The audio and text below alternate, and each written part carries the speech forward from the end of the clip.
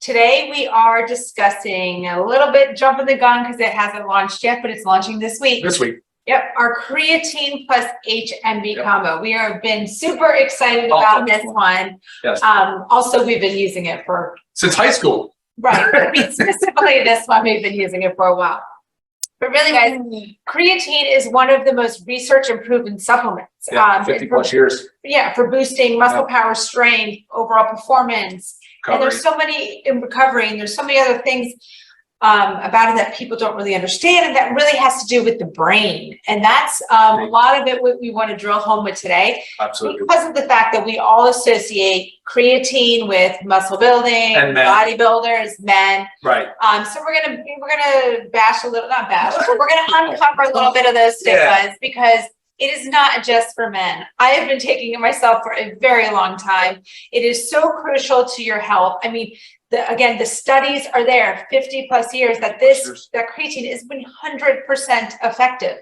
I mean, this is legit. Like we all need to be taking this every single day. Hundreds of studies. And then we've also added HMB. So Ryan's going to go into the science behind it all, and then I'll probably interrupt when he starts to get a little too. No, that's awesome. Yeah, you're right on the money. And both of these, the creatine and the HMB, are just derivatives or metabolites of other amino acids. So for creatine, creatine is a naturally occurring non-essential amino acid. It's a derivative of other amino acids. So our body does make it on its own somewhat. So like our body on average needs 1 to 3 grams roughly of creatine a day just to function. And so half of that comes from diet though, but dietary sources are somewhat limited. We can only find it in red meat, seafood, really those 2 main categories. So vegetarians, of course, don't get enough typically creatine. And then the rest of it the body can make on its own by breaking down tissues and freeing it up and making creatine. So by the liver and the kidneys. But yeah, and because of that though, creatine has played such an important role in our smooth muscle, so in our skeletal muscle and high energy demand centers like our brain and our heart. And so, but like Lisa said, 50 plus years, hundreds of studies, and there's 100% it works. And so why are more people not taking it? Do you have a good answer to that? Right. I know a lot of people are, don't get me wrong. No, I really. Very popular in the bodybuilding, weightlifting. But I think outside of that, why they don't is just because of that stigma. We think like, oh, it's just for bodybuilding, it's just for men. And this whole thing of it causes you to gain weight, which we're also going to debunk that too. Yeah, totally. So listen to this real quick. And we'll talk about creatine first, then we'll talk about HMB. So if you think about creatine as a source of fuel, and it deposits in our tissue, so it's in our tissue. So an average person has about between 100 and 120 millimoles per kilogram, right? When you start supplementing with creatine, it can go as high as 160 millimoles per kilogram. And that's just the concentration in the tissue. So now you're talking about roughly a 30% plus increase in deposits, in stores of creatine. And that's a really important concept because people often think that like they need to take, and this is me, I feel kind of guilty for doing this, but I'll take it before a workout thinking it's fuel for my workout. That's not the truth. Right. Yeah, you can take it after. It's actually preferred to be taken after work. We'll talk about that later on how to take. But so the benefits are though, not just for people, and Lisa wants to talk about this too, but not just for athletes. It is for everybody. It's for everybody because creatine being a major contributor of fuel for the cells and respiration, it's great for everything Lisa said. And now for brain health, I'm just so excited to have this product finally on the market for us. And a lot of it with brain health. So as with many things, unfortunately, things decline as we age. Oh, true. Things decline with also stressors. So if you think about like the creatine levels in our brain, even stressors of like lack of sleep, too much exercise, things like that can cause the depletion. So that's where the benefit of supplementing with creatine for the brain shows like increased cognitive function, improved memory, and then the extreme stressors, right?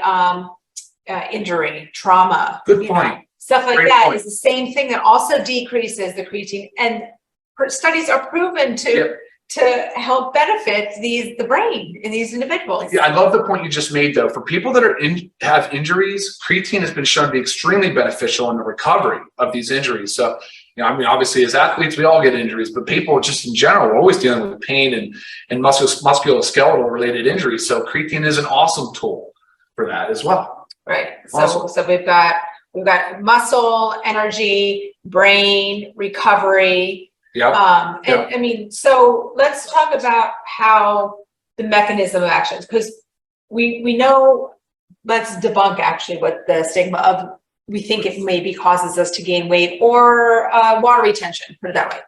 Because you think, that's what creatine does. It brings water into the body. Through osmosis. But it does. It's not like an increasing water weight. This is into the cells. It is, but it is water weight. Actually, it's just into the skeletal muscle cell. Right. So it's not like we're pumping up fat cells or increasing the number of fat cells or anything like that. We're actually improving our body composition. If you ever hear us talk about how important body composition is, it's the most paramount thing you should be thinking about when you're working on your food, your nutrition, your exercise, and all of that. Right. And like speaking female specifically, we also hear a lot, I'm sure, and you think this too, but if you lift weights, sorry, our dog is having dreams. Yes, if you can hear him whimpering, that's a dream. Okay, so strength training can Depper. Good. Okay, strength training can cause us to bulk up. That's what we think. Okay, that is not true. Okay, it helps your body composition, as Ryan was just saying, and if the more muscle we have, the more we burn fat, the higher our metabolism. Correct. And this kind of goes with the same thing. It is literally allowing us, it's helping us to build muscle, to be more functional at what we're doing. Therefore, our body composition is changing, right? Our muscle mass is going up and our fat mass is going down. That's why we love to focus on the lean body mass. That's the goal here. So you just have to switch your mentality when you're thinking about it. Like, trust me, I'm not going to take anything that is going to cause me to feel like fluffy and put on weight and bloated. Yeah, absolutely. That's not my goal. I don't think that's anybody's goal. So just wanting you to know, again, this is not just for men. This is for across the board. And there's so many proven benefits of creatine and females. I mean, I'm telling you, you could, I hate saying Google it because you get too much nonsense in there, but I mean, like reliable, legit studies. And if you need help finding some of those, maybe we can weed them out and use the sources that we use, but so many health benefits.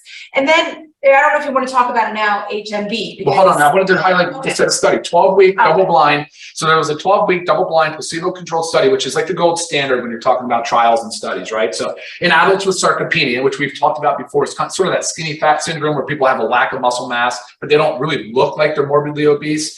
Anyway, those people analyzed grip strength, gait speed, chair stand test, body composition, inflammatory markers, all of which improved with statistical significance. And I can share that study with you guys. But anyway, that's the type of stuff we're looking for here. And, you know, so we feel very confident standing here and recommending a supplement like this for 50 years of usage and over hundreds of studies. So yes, absolutely, Lisa. Let's talk about HMB. But there are other forms of creatine. The most dominant one and the one we really want is creatine monohydrate. So that's what's in here, because I've already gotten that email question.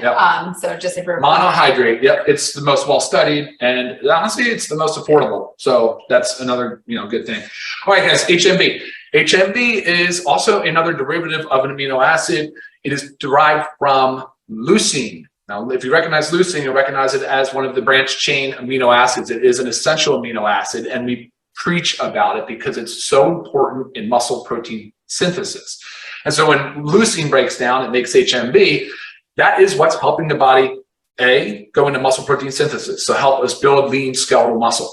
And B, it also inhibits the breakdown. So it interrupts proteolysis. And so it slows down the degradation of muscle mass, which of course, like Lisa talks about, starting in the age of 30, we really do start to lose a significant amount of muscle mass. So clearly HMB plays a really important role. And there's also a ton of studies to support HMB as well. It's naturally occurring and it's great for recovery. I was going to say recovery. The recovery aspect is huge. But also as we age and we continue to push our bodies, we don't recover as well. So it's just such a amazing little combination supplement here. It is, but again, not just for athletes. We're not talking about an athlete-only supplement. Yes, that is how this is going to look, and it will be talked about that way because we always encourage fitness and being active, leading an active lifestyle and focusing on body composition. But this is for also, there was a study, here we go again, with sedentary adults on HMB with vitamin D3, I think. and showed tremendous benefit in muscle protein. Right. synthesis. It helps prevent muscle wasting. Yes. That's bottom line. Yes. As we age, our muscle wastes away. This helps prevent that. Like, again, all this is about like prevention of things that happen to us when we age, really. So we want to get on top of it. Yeah. So actually, I wanted to comment. I made a note because I thought it was cool. I know a lot of the science geeks out there enjoy reading and understanding more about the mTOR pathway. So HMB actually does have a direct increase in myofibrillar protein synthesis via the mTOR pathway. So for you guys out there that like that, you can look more into that as well. So okay. Yeah, very cool studies. Ooh. Do we know what we're selling for? No, we're not. Don't actually. Launching. We have, it's launching this week. So. Right. But as you guys know, as with all of our prices, extremely affordable, because we want these products to get into the hands of everybody.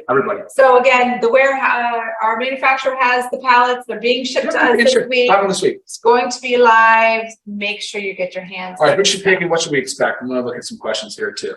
So who should take it? Well, everybody. Okay. Well, who should not take it then? Maybe. So who should not take it? Contraindication. Actually, really, there's none. So the kidney thing comes up because kidney health. Because when you go to your physician and you get your blood work done and your serum creatinine, which is one of your metrics for kidney health, is elevated or on the high end of normal, if you're taking creatine, that can happen. But however, it's not actually the creatine that's causing any kidney damage. It may have just elevated that serum creatinine number a little bit, but that doesn't mean there's kidney damage. As a matter of fact, dialysis clinics now, people on dialysis have been studied. They're chronically low because their kidney is not activating. Remember we said earlier about how the kidney and liver has to activate creatine in the body. If you're not getting enough in your diet, it's not doing it. So our dialysis patients are suffering with low creatine levels. And what's happening is they're losing their muscle mass. They have no energy. Their cognitive function is declining. Believe it or not, it's absolutely a big deal for them. And so now more nephrologists are adopting creatine supplementation in dialysis patients. Now, I am certainly not sitting here telling you if you're on dialysis to do that. I am telling you, though, however, to discuss it with your nephrologist or your medical provider. But it has been debunked that this causes kidney disease. As a matter of fact, there are 2 associations here, at least 2. I know there's more, and I'll read those to you as soon as I can find it. But the American College of Sports Medicine, and which you're familiar with, Lisa, you remember that, and Academy of Nutrition and Dietetics, they do not consider renal function a concern for use. So that's a really big deal because for a long time, everybody thought, well, if you have kidney damage, you can't take creatine, or vice versa, that creatine could cause kidney damage. Right. Not true. And then again, how to take. Yes. Daily. Okay, the studies show on it daily because I think I was reading that within 4 weeks. So if you completely stop the creatine, everything will reverse. 4 to 6 weeks. Correct. That's correct. Effect, yeah. So you want to be taking it every day. Ideally after a workout. Sure. No. Oh yeah, sorry. I'm sorry. After a workout. I was always under the impression it was almost like fuel for the workout. It's not. It's just replacing the stores that were going to be depleted by the body naturally. So after a workout with carbohydrates and some protein. And if you're not working out, doesn't matter. Just make sure you're taking it daily. We are big believers of not flavoring things when possible. So therefore this is not flavored. It's not bad. Mix it with water. It's totally palatable. Doesn't taste bad at all. Drink it, no issue. 1 scoop, it's only 8 grams, literally just creatine and HMB. There's nothing else to it. I mean, that's what's amazing about this thing. So you guys will really appreciate that. Right. And there are some benefits, like that you can combine it with taking it with carbohydrates. So this is something too, like if you were taking it after a workout, I mean, you guys can throw it into your smoothie. Like sometimes it's like the combination of things, not having to mix. Yeah, that's how I'm doing so many things. Absolutely. And also what to expect. You can expect an increase in lean muscle mass, stamina, endurance, performance in 4 weeks, actually, as early as 2 weeks, just by supplementing with creatine. It is approved by the International Olympic Committee. It is not banned by the World Anti-Doping Agency. I mean, this is considered an approved performance enhancing 100%. molecule. One of the studies I was reading that says with increase in strength by 10 to 15% in 4 weeks. That's really big. That is a very big deal. Really big deal. The studies all support this. The literature is there. So there's no reason to not start supplementing with your creatine HMB. Yeah, no doubt about it. No need for loading dose. So some people have discussed loading dose to get your saturation levels up or to reach your steady state concentration. Not necessary. You can do between 2 and 5 grams every day. And after about 4 weeks, you'll reach your steady state concentration. And then you're just in a maintenance phase. but you can do that same scoop. I do, depends a little bit on weight, but for average people, everybody, about 1 scoop a day. It's 5 grams of creatine monohydrate and 3 grams of beta hydroxy beta methylbutyrate. Yeah. All right, guys, as usual, thank you very much for joining us on this Monday. Have a super productive week. We'll see you next time. Bye, guys. All right.